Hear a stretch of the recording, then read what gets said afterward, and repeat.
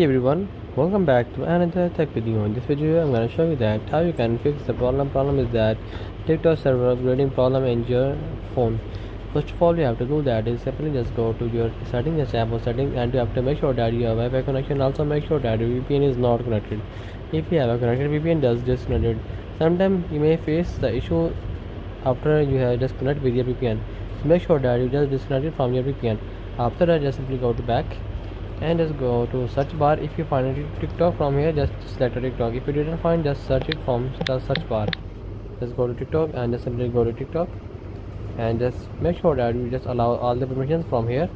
After that, just go back and just simply go to storage and just delete all the data and also delete the cache from here. After that, just simply go to back and just go to your app store, play store, app store in your iOS and play store in your Android, and go to search bar and just simply search a TikTok and make sure that you have used the updated TikTok in your phone. If you don't update it, just update it. So many users fear that issue because they didn't update the TikTok. So you have to make sure that you just use updated TikTok from Play Store. So that's the video. Make sure you like our video and subscribe our channel for more tech related videos.